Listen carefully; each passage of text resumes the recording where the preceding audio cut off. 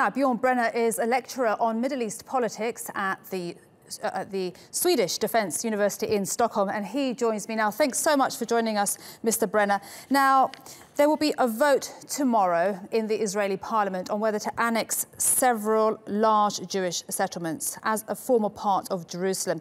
What are you expecting from this vote? Well, there will be a vote, or there will be a passing of this bill in a committee. The actual vote will be later, but if it's passed in this committee, then it's very likely that it will also pass in the Knesset. But this is really part of a big problem in Israel, that in Israel, across Israeli society, living in an Israeli settlement in the West Bank has become something non-controversial, something quite normal.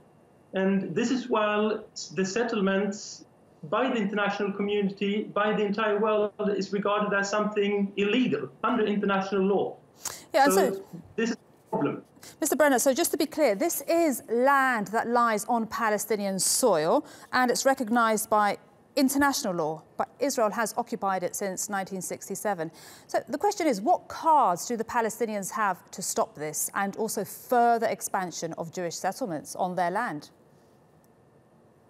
Well, I don't think that the Palestinians have very big possibilities to stop it, but this is very much a question for the international community also. We saw the passing in December last year of the UN resolution, Security Resolution Council 2234, stating clearly that these settlements are illegal. And so then one would expect that it would also be enforced by the international community, this resolution. But it is not. So I don't see a big possibility of stopping this in any way.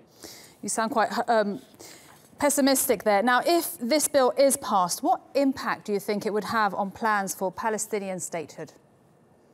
Will have several important impacts. One is geographical, and that is that one of these settlements is the Ma'ale Adumim that will be incorporated into Jerusalem. And part of Ma'ale Adumim is also the very controversial plot of land called E1. So this lies to the east of Jerusalem. This will practically cut off the north of the West Bank from the south of the West Bank, and making a Palestinian state even less possible in practical terms. So just a quick, brief question. So looking at numbers, Jerusalem is now 80% Jewish. What are Israel's objectives for further expansion then? Well, this is another part of this draft law, that it will include several Israeli settlement, and that will include adding 150,000 inhabitants or Jewish inhabitants to Jerusalem. It will exclude 3 Arab neighborhoods from Jerusalem, excluding in this count of the total population of Jerusalem about the same number, a bit more than 100,000 Arab citizens. OK, thank you so much for that, Mr. Brenner. We'll have to leave it there.